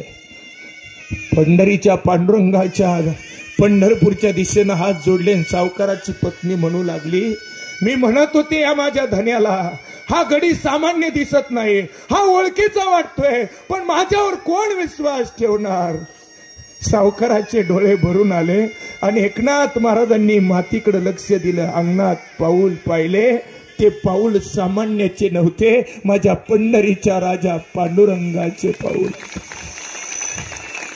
माझ्या पंढरीच्या पांडुरंगाच्या पाऊलाकडे पाहिलं आणि आयुष्यात अनेक संकट ज्या संतांवरती आली, अरे संकट आली, दुःख आली, म्हणून कधी एकनाथ महाराजांच्या डोळ्यात पाणी नाही आलं. पण आज मात्र त्याच एकनाथ महाराजांच्या डोळ्यात अश्रूची धार होती. दोन्ही गुडघे खाली टेकले होते, डोळे खोल गेले होते, अश्रूच्या धारात तरळल्या होत्या. जाणव घातलेलं होतं, मुखातलं नामस्मरण चाललं होतं आणि देवाला पुन्हा पुन्हा सांगत होते, देवा अशा प्रकारची कामं करण्यासाठी गड्याचं रूप घेऊन माझ्या सावकाराच्या दारात गेला आणि माझं कर्ज फेडून टाकलं. तुझे आभार कसे मानू? हा सगळा संपूर्ण देह तुझ्या चरणाशी विलीन करतो. माती हातात घेतली, डोळ्यातले अश्रू पुसले, माती हातात घेतली. ती माती सामान्य नव्हती. ती माती पंढरीच्या पांडुरंगाच्या पायाखालची माती होती. ती माती हातात घेतली आणि अंबरडा फोडला आणि ती माती कपाळाला लावली. माझा देव साक्षात पुन्हा एकदा माझ्या वाड्यात आला. हे सामर्थ्य, ही भक्ती, हे प्रेम, हे वैराग्य, हा निस्वार्थीपणा. आणि म्हणून वारकरी संप्रदायानं त्यांना शांती ब्रह्म पदवी दिली. सावकारानं इतका मोठा दंड दिला. त्या दिवशी सावकार एकनाथ महाराजांच्या वाड्यावरती येऊन एकनाथ महाराजांना लोटांगण घालून शरण आला आणि बोलू लागला, शरण शरण एकनाथा, आता माझं दंडवत, आता हा साष्टांग दंडवत तुमच्या चरणावरती कायमचा राहील आणि सावकारकी सोडून मी तुमच्या बरोबर पंढरीचा वारकरी होईल. ही भक्तीतली ताकद एकनाथ महाराजांच्या. आणि म्हणून हे मी सांगत नाही, ह्या तुकोबाराय म्हणतात की माझ्या आयुष्यामध्ये समाधान प्राप्त झालं. का झालं? संसारातल्या सगळ्या गोष्टी मी बाजूला ठेवल्या आणि कोणावरती भार घातला? अभंगाचं शेवटचं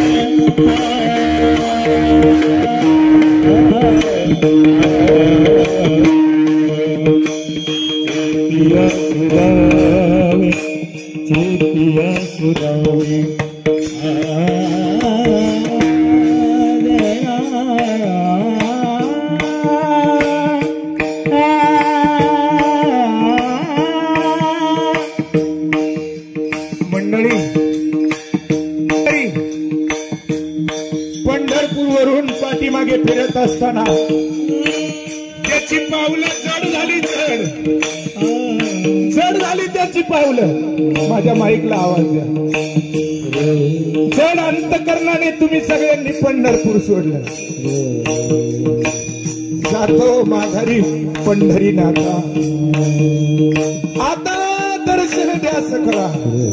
हे पंढरीच्या पांडुरंगा, अरे माझ्या ह्या निळोबाराच्या वारकऱ्याला वर्षभर त्याचं आरोग्य उत्तम ठेव, त्याला जगण्याची उमेद, त्याला जगण्याची ऊर्जा दे आणि पुढच्या वर्षी याच देही याच वेळा या संपूर्ण देहानिशी निस्वार्थीपणे माझा सगळा निळोबारांचा वारकरी पंढरीच्या वारी सहभागी होते. पांडुरंगा वारी सहभागी होते. माझी चंद्रभागा शांत झाली होती त्या दिवशी, ज्या दिवशी माझ्या निळोबारायांच्या पादुका चंद्रभागेत स्नान करत होत्या. शांत झाली होती चंद्रभागा. त्या चंद्रभागेनं सुद्धा माझ्या निळोबारायांना पाहिलं होतं. माझ्या निळोबारांचा रथ पाहिला, माझ्या निळोबारांच्या पादुका पाहिल्या, माझ्या निळोबारांचे हे सगळे विनेकरी पाहिले, माझ्या निळोबारांचे सगळे सुंदर पाहिले, माझ्या निळोबारांच्या या माझ्या माता भगिनी डोक्यावरती तुळशी घेऊन असलेल्या माता भगिनी सगळ्यांना चंद्रभागीनं पाहिल्या आणि चंद्रभागीनं सुद्धा टाळो तिच्या डोळ्यात सुद्धा अश्रू आल्या.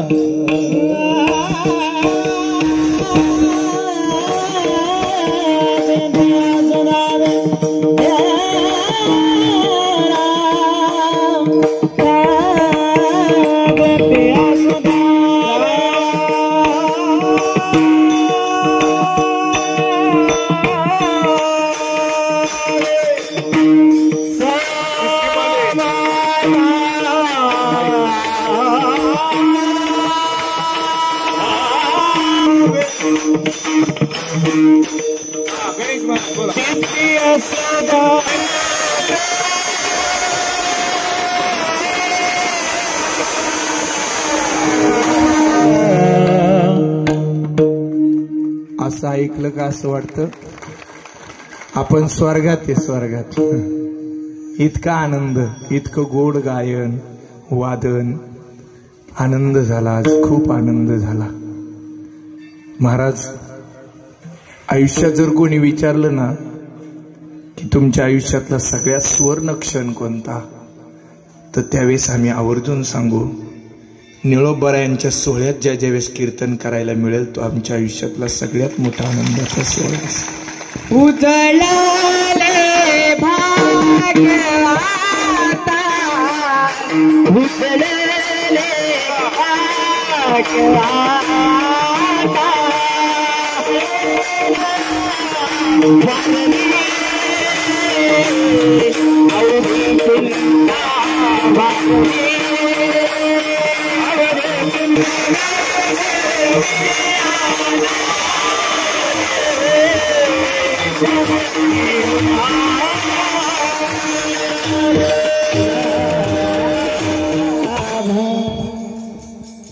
सर्वांनी एकदा वारकरी संप्रदायाच्या नियमाप्रमाणे हात वर करा.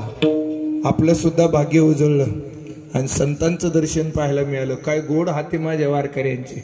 राहू दे 4 वाजेपर्यंत राहू द्या. तुम्ही म्हणसान भाऊ पुढल्या वर्षी तुला नाही तारीख, मग नीट हात वर करा, नीट. आणि एक टाळी बरोबर, शूटिंग व्यवस्थित घ्या. एक टाळी, पकवाद नाही, टाळ नाही, फक्त टाळी. एक एक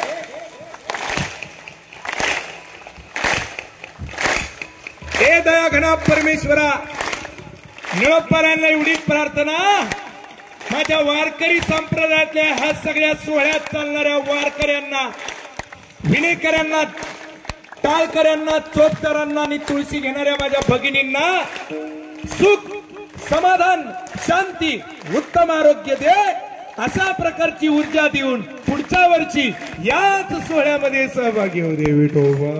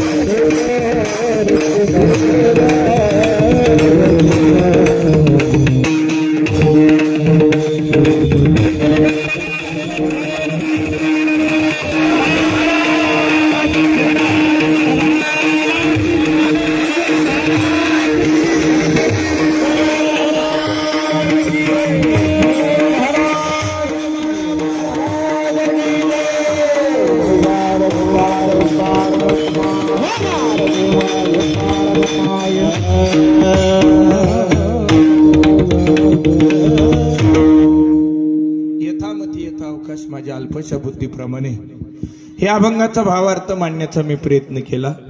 या अभंगाचा भावार्थ असाच आहे असं माझं मुळीच म्हणणं नाही.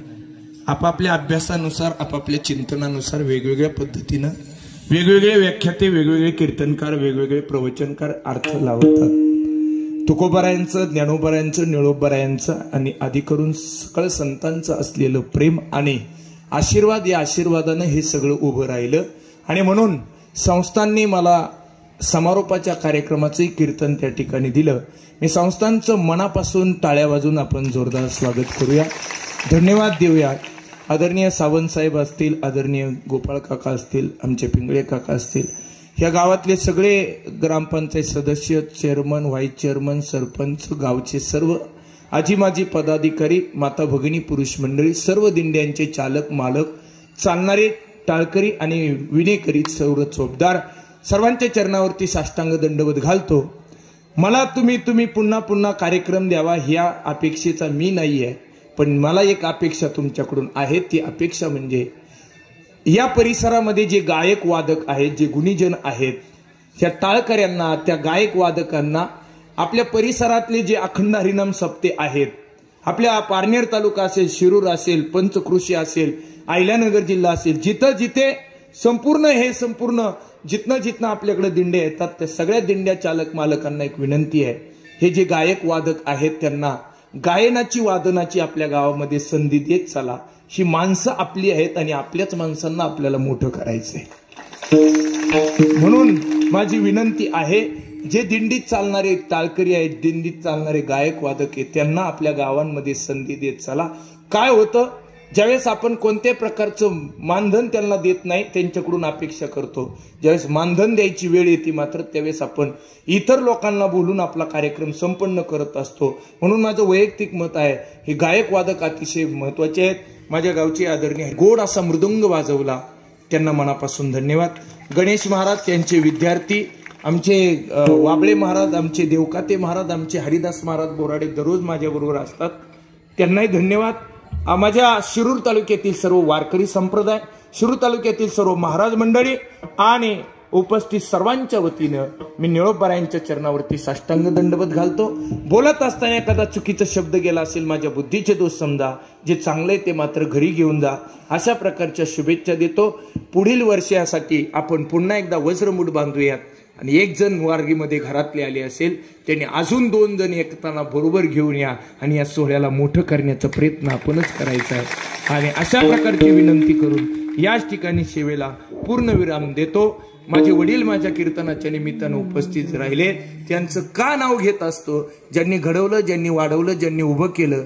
आज महाराष्ट्रात जिथं जिथं कीर्तनाला जाण्याचा योग येतो तिथं पहिली कौतुकाची ताप आमच्यावर पडत नाही तर आमच्या जन्मदात्या मायबापांवर पडत असते. म्हणून वडिलांना धन्यवाद. माता भगिनींनो, तुमच्या चरणाशी साष्टांग दंडवत घालून पुढच्या वर्षाचं सोहळ्याच्या वतीनं तुम्हा सगळ्यांना मनापासून निमंत्रण देऊन याच ठिकाणी सेवेला पूर्ण ज्ञानेश्वर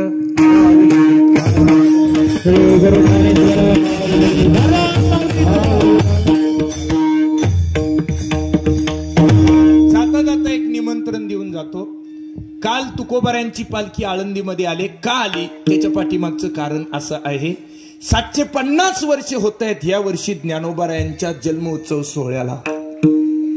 375 वर्ष होत आहेत तुकोबारायांच्या वैकुंठ गमन सोहळ्याला.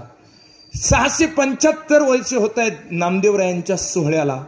आणि म्हणून हे सगळे सोहळे एकत्र आले. आणि म्हणून काल दिंडी माझा पालखी सोहळा दिहुला न जाता तो आळंदीत आला. महाराष्ट्र सरकारने आणि आळंदी देवस्थानने त्याला परवानगी दिली आणि तो सोहळा निमंत्रित करून काल तुकोबारायांचं आळंदीमध्ये स्वागत झालं.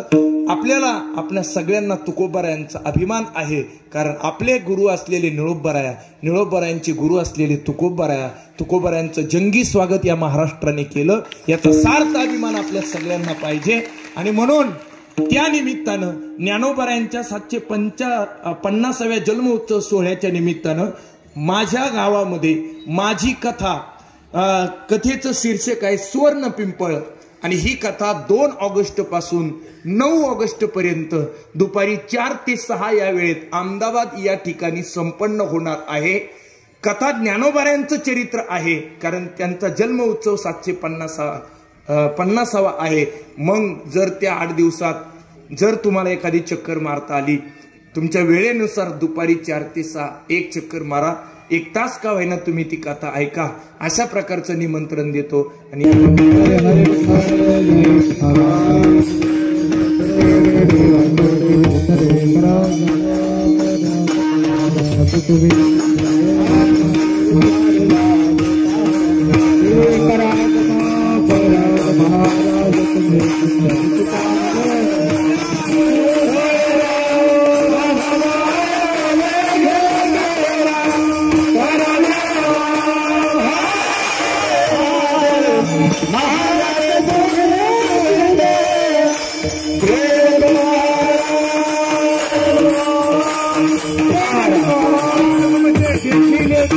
आता उठा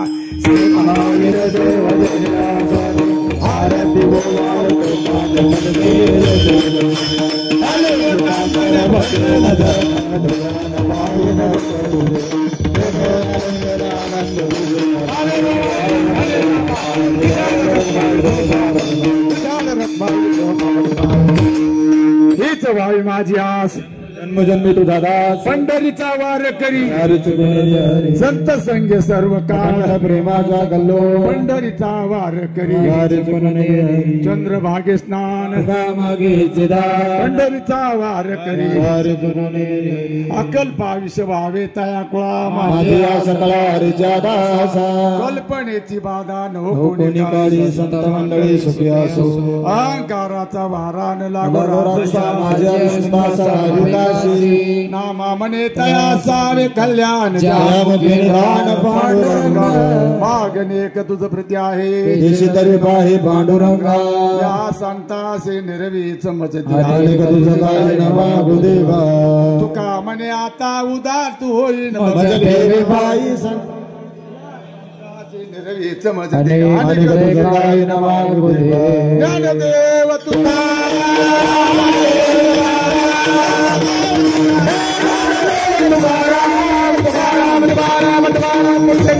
विठ्ठल